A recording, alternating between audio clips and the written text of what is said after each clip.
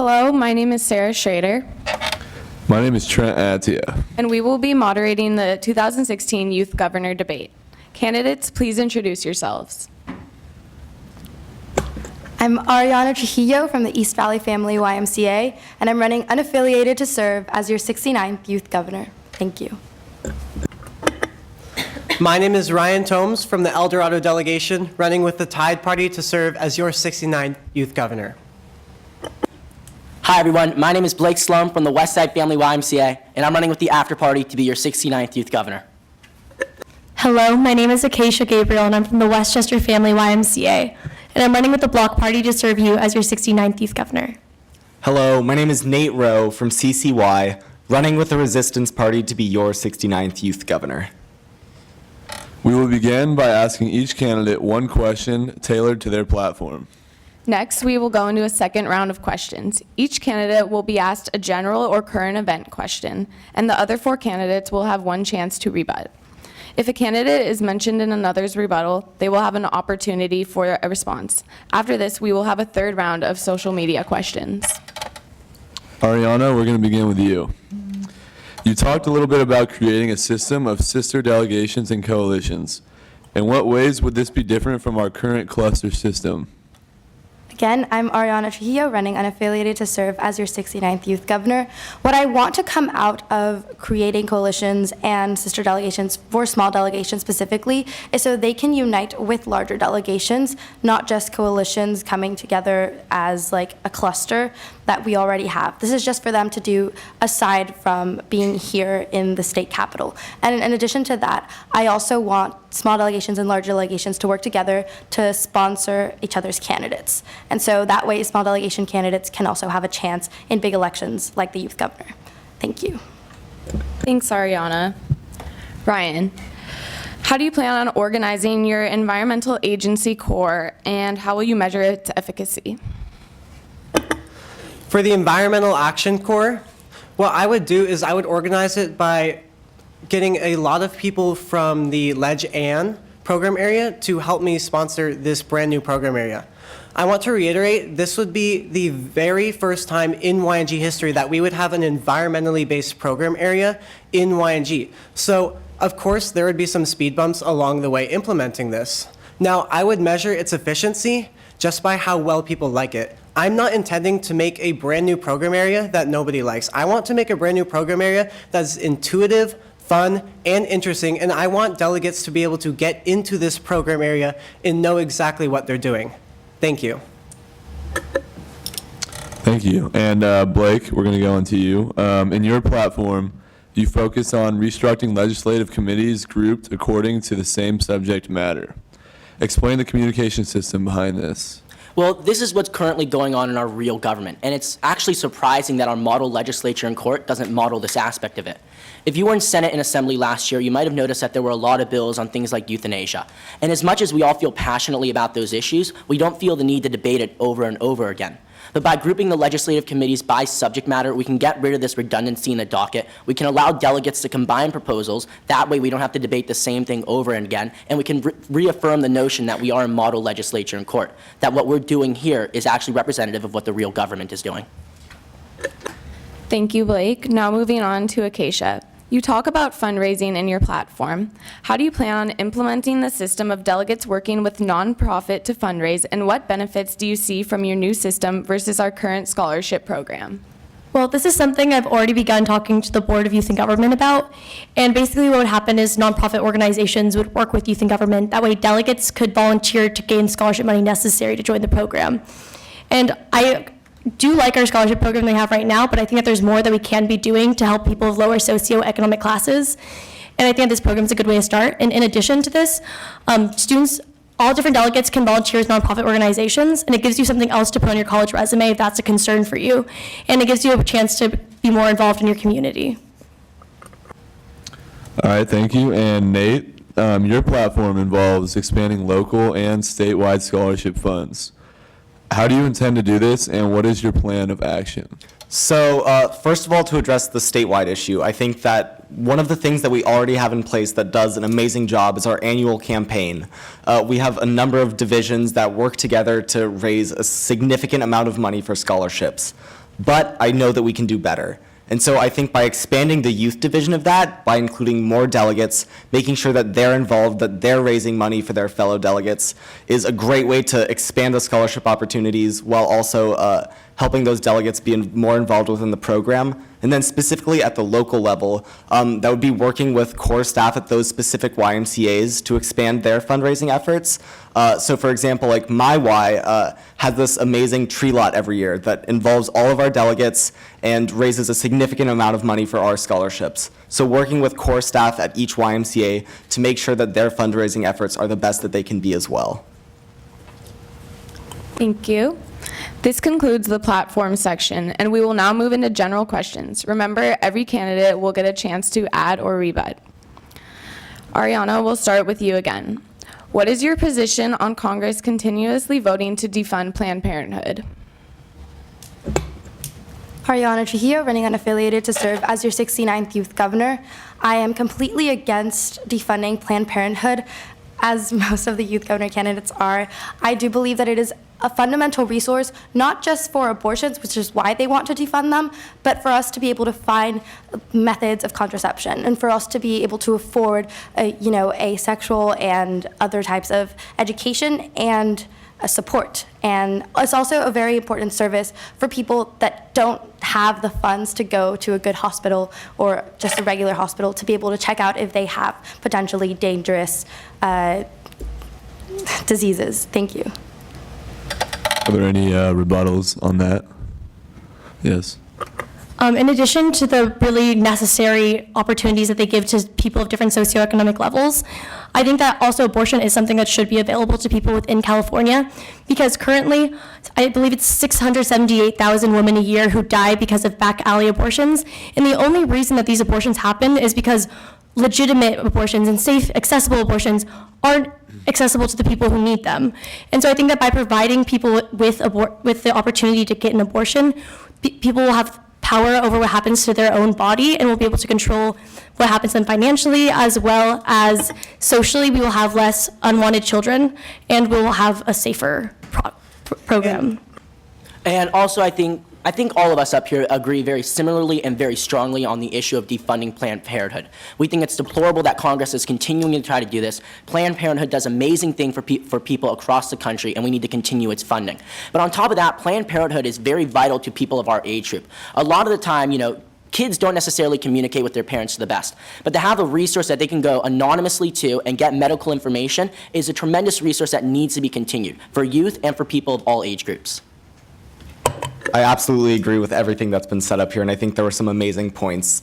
Smear campaigns that are based on fallacies shouldn't be allowed to run our government, to run our campaigns, and ultimately this nation. And I think that it's absolutely sickening to see what Congress has tried to do in the past couple of months regarding Planned Parenthood, and that ultimately what it does is give access to a number of vital healthcare resources, other than just abortion, to people across the country and across socioeconomic classes.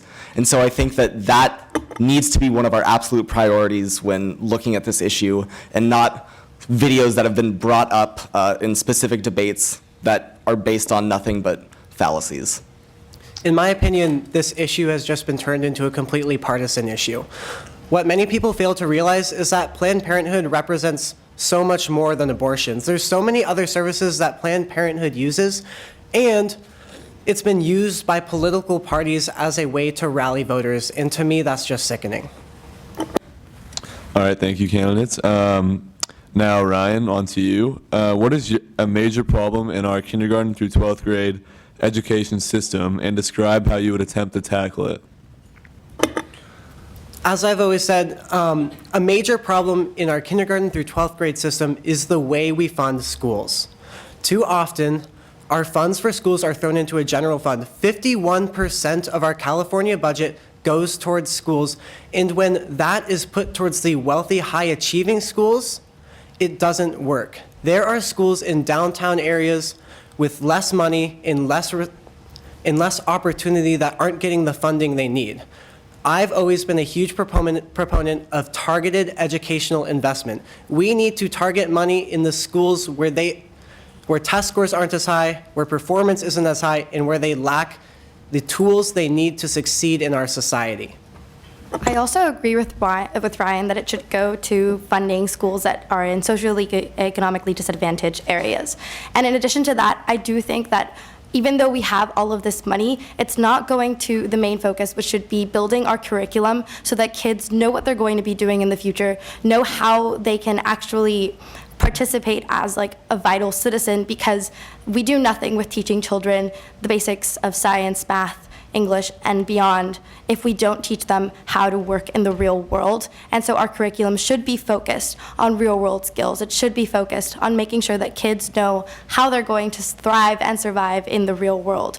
Thank you. And I think one of the major problems we see with education, that it gets painted with a broad stroke. Education is a very specific issue. Every student learns separately. So because of that, we should not just be generally funding things, but as Ryan said, it does need to be specifically allocated funds. That is the best way to improve our education system. But also, I have a major concern with the implementation of Common Core. I think that I've seen some of the questions personally, and I've seen the standards, and they're very convoluted, and they're not going to be communicable with a lot of students. So because of that, I think that's also a major thing that we need to look at, of education being painted with a broad stroke, and instead of it needs to be a very local issue. Building off of what Blake said, I absolutely think that we need to be giving the power over these funds to specific school districts. They know the needs of their individual students, and from there they can absolutely start to create programs that specifically directly target their students. As well, talking about the Common Core issue, I think the biggest problem is that our teachers don't know how to teach Common Core. And so by increasing teacher pay, by giving them training that actually allows them to teach this new curriculum, we can make it successful, and we can give it the time that it's due within our schools. And to build off of the point of raising teacher pay, I think it's absolutely essential that we're protecting our teachers because they're so incredibly important to our educational systems. I think we all have had experiences with good teachers and bad teachers, and we know that the power that they have in the classroom over the students that they're influencing. And by raising teacher pay, we'll be encouraging more people to get involved in the education system and touch the lives of future generations. Are we allowed to talk twice on this? Yeah. And I'd like to emphasize, I come from a family of educators, and they've always told me that it's not just how much we pay the teachers, it's how we pay them. Teachers do need more money. Currently, the lowest bracket of teacher pay puts them right at the poverty line, unfortunately. But we need to change the way we pay teachers. Right now, we pay teachers by seniority and give them tenure, and we don't pay them by performance. Teachers need to be paid on a performance basis, and not by test scores either, but by the evaluation of their superiors. Thank you. To address... All right, actually, we're going to have to move on to the next question. I'm sorry about that. Okay, now it's Blake's turn. What current policy does another state have that you believe California should adopt? Actually, if you look at a lot of states on the West Coast, I think one particular is Utah or Nevada, they have a program that actually houses homeless people and employs them. And this was actually one of the Kona proposals that California brought by a delegate from Newport Corona Del Mar. And that had tremendous results there, and I think that could do amazing things here. Because nothing bothers me more than when I'm driving downtown and you drive through Skid Row and you see people who are forced to basically live in tents or cardboard boxes. That's no quality of human life. No one should have to live in that way, especially in as developed of a nation as we live in now. So because of that, I think homelessness and fixing that issue, it's been done in other states, and I think we could drastically mirror those steps in California to fix this issue. I strongly agree with Blake on this. It's been proven in all of these states that giving these people housing first and then allowing them to get jobs is an incredible way to not only reduce the homeless population, but to keep them in these homes, to give them economic prosperity. And one of the ways that we can do this, Los Angeles currently has one of the largest homeless populations in the country. And so I think even outside of Utah and Nevada, we need these plans implemented here if we want to see a change. And building off of the housing the homeless, I think another thing we need to be doing when housing homeless is offering them with rehabilitation and treatment, because so many people that we see homeless on the streets are suffering with mental illnesses, and it makes them a danger not only to themselves, but to the society. I know that we've seen it in Sacramento ourselves, where there are homeless people who are mentally deranged and need treatment and need people helping them get better. And offering rehabilitation to people like veterans who are suffering with PTSD from serving our country and protecting our country and everything we stand for. I think if we're housing the homeless, we also need to be offering them ways to pull themselves out of poverty and become independent, contributing members of society. An issue that also arises is quality over quantity, and I believe that as a state, we shouldn't have to put these two apart from each other. We should have quality and we should have quantity of these rehabilitation centers, of career building centers, because some of the times these people just don't have families, they don't have places to go, and the streets is the only place that they know at that time. And so if we are allowed to develop them and to make sure that they are informed of how they can get out there and be thriving in our society, we need to value quality and quantity equally, and our state should not put this aside because we do have one of the largest populations of homelessness in the country.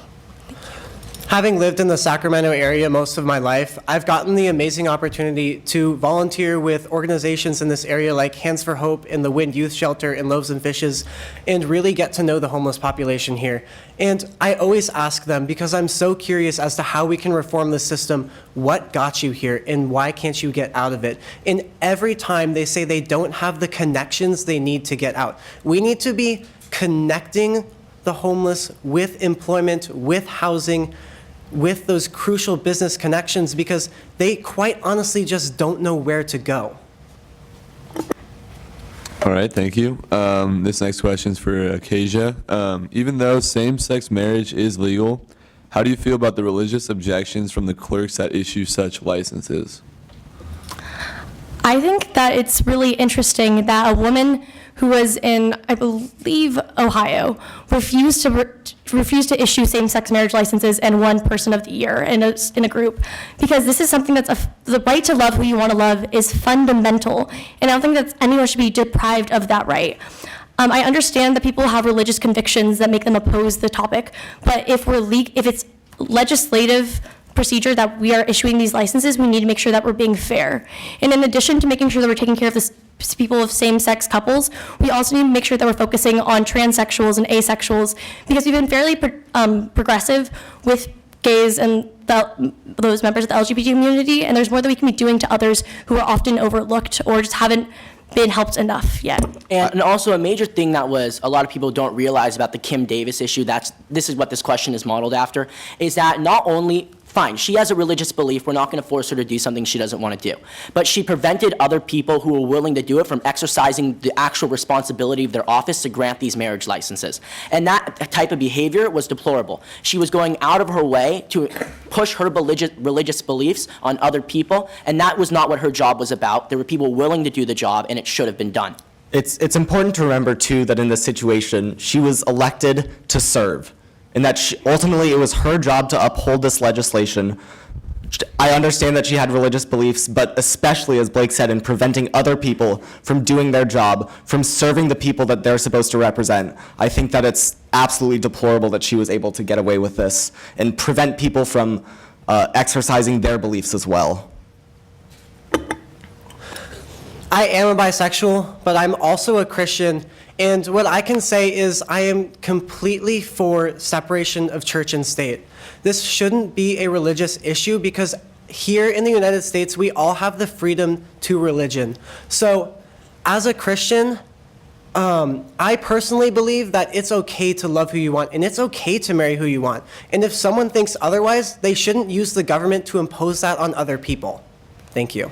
It's also important to recognize that as a nation, we are strong believers that your rights end when it infringes upon the rights of others, and by simply tearing apart the rights of people to get married because of their sexual orientations and because of personal beliefs, it shouldn't be allowed for this person to continue to be able to voice those opinions. And I understand freedom of expression, I understand all of these things, but again, your rights end when it infringes upon the rights of others, and the fact that Kim Davis was one Person of the Year, I don't think that should have happened, and it gives a really wrong message to the people of our nation. Thank you. Thank you. Okay, Nate, we'll end with you. What do you think is the biggest problem facing the state of California, and how would you go about solving it? I think one of the biggest issues that we see, especially in this state, is the issue of justice reform, and specifically within our prisons.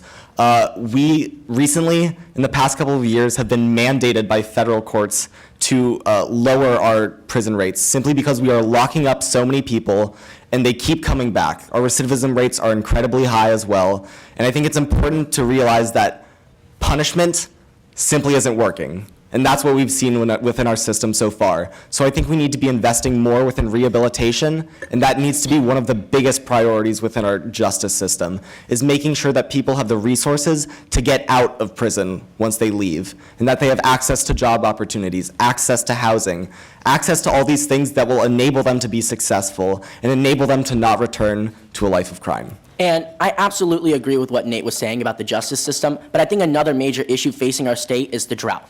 But bigger than the drought is the issue of global warming. Now, it's been proven that California does go through periods of drought, but they've never been this bad. And because of that, we need to address the issue of global warming on a state level and on a federal level. It's embarrassing, quite frankly, that some of our legislators, whether or not they actually believe in it or because of special interests, that they won't recognize that global warming is a legitimate issue facing our nation. And we actually need to address this, whether it is education in school or cracking down on unethical and unhealthy business practices. For instance, there is actually a methane leak going on in Southern California right now, and it's spewing millions of cubic feet of methane into the atmosphere per minute. And this is actually, a lot of people have been displaced by this, a lot of people are getting sick because of this, and it's actually undoing years of global warming legislation.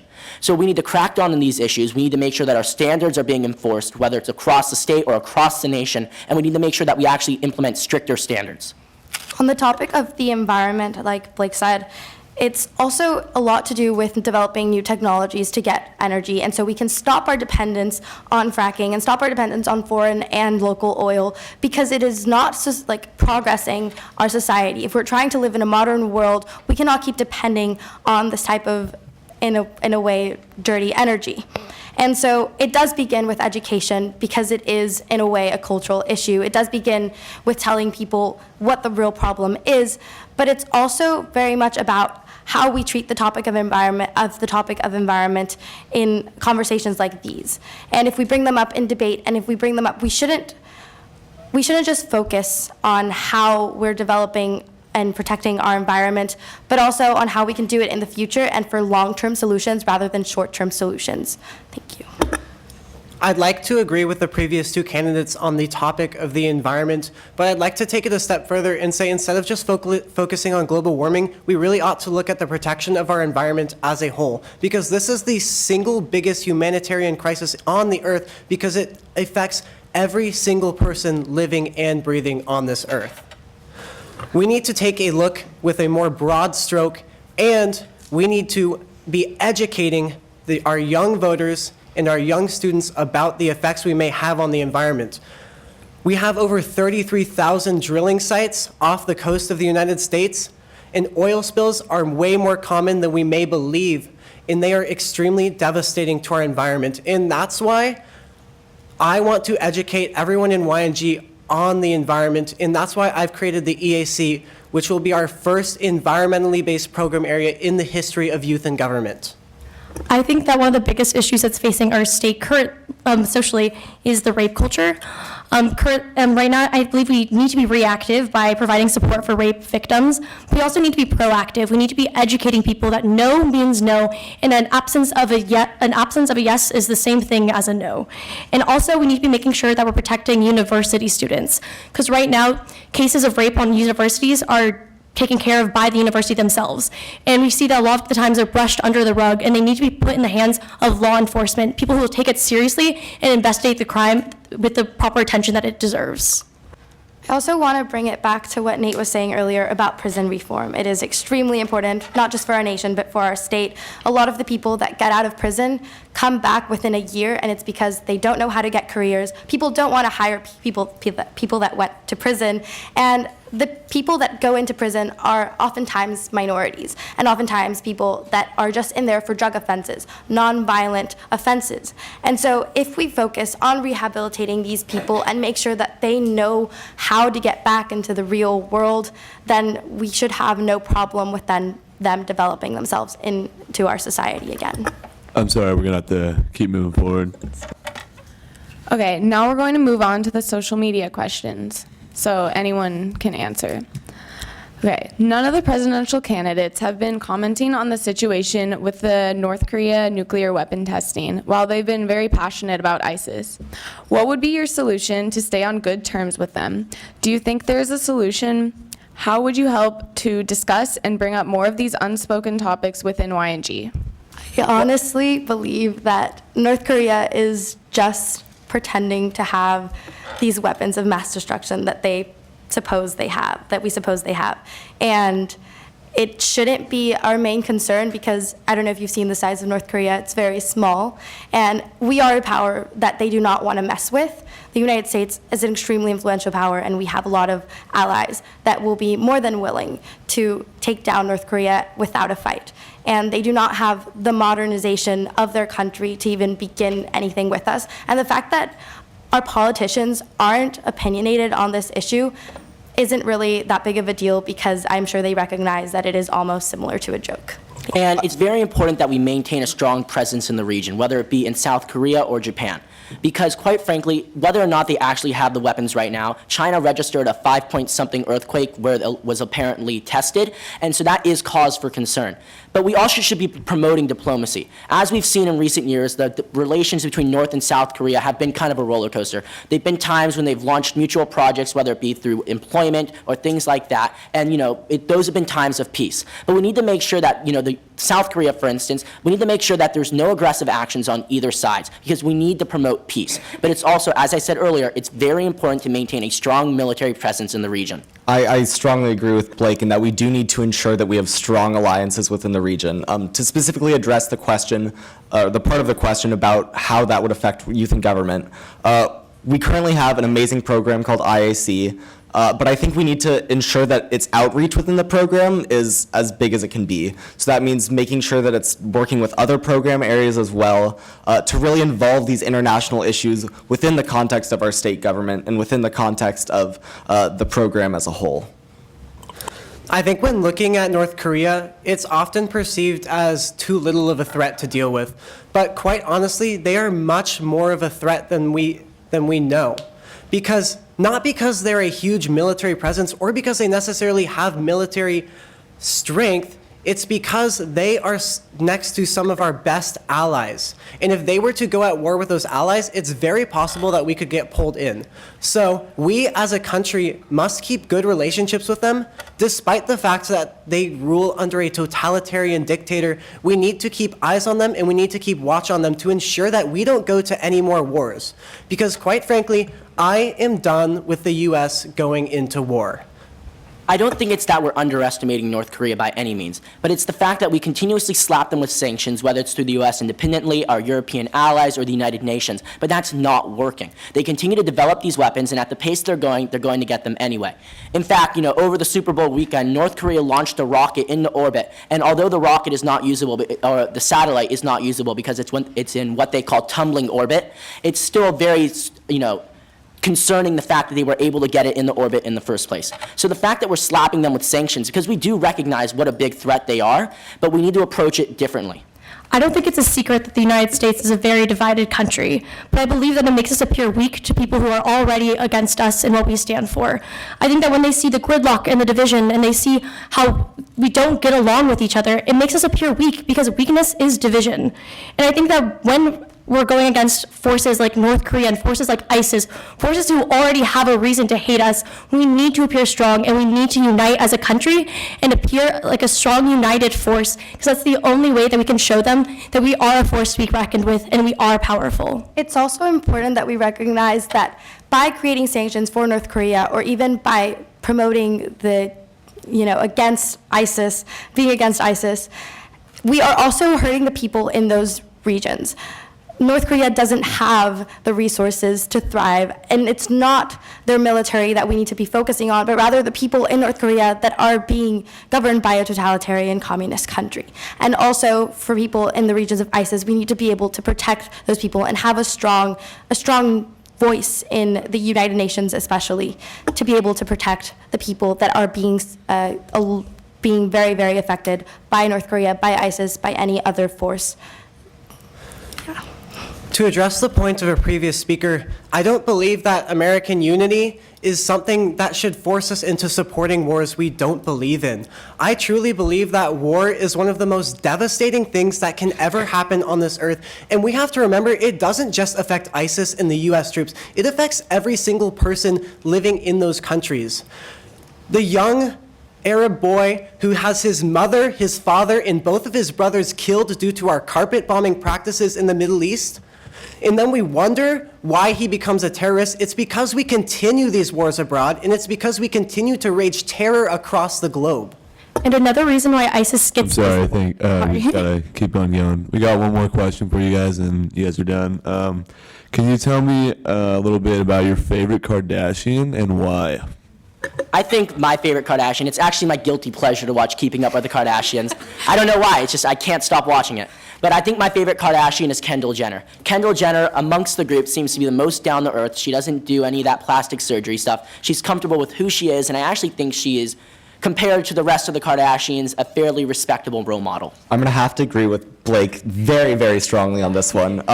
Kendall is an incredibly accomplished person. Not only that, but she's established an amazing career for herself in modeling. She's one of the biggest models of today, and I think that coming from a family that is supposedly like built on fame and that's it, she's made an incredibly strong career by working as a woman, and I think that's an incredible role model that she's giving for people today. I absolutely don't agree with the attention that the Kardashians get. I think it's kind of ridiculous that we focus on this family and all of their dramatic issues. I don't like any of the Kardashians, and Kendall Jenner isn't a Kardashian, technically speaking. She's a Jenner, but I do love Kendall Jenner, I'm gonna be honest. She's a pretty great model, I'd say. But just like our obsession with drama, it kind of takes away from our any other possible things that we could be doing with our lives.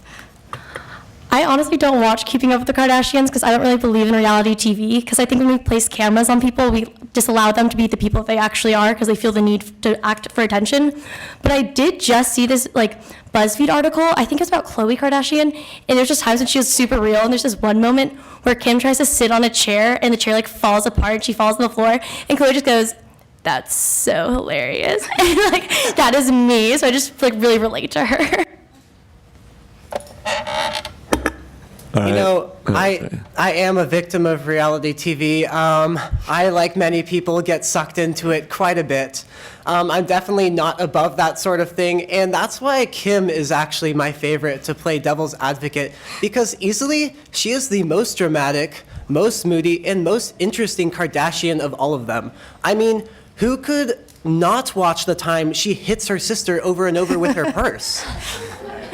They have a Kimoji for that, by the way. Go and download your Kimojis on the App Store. She's Also, also married Kanye West, so I mean, that's pretty cool. another moment in that BuzzFeed article that I just really liked was like Kim Kardashian. She's like, "Oh my God, I lost like my $1 million earrings in the ocean," and the other girl goes like, "You know that there are people like starving, right?" All right, I know we could sit here and talk about the Kardashians all day, but thank you, candidates. You did a fantastic job, and good luck this weekend, and we'll see you later. Thank you, guys. Thank you.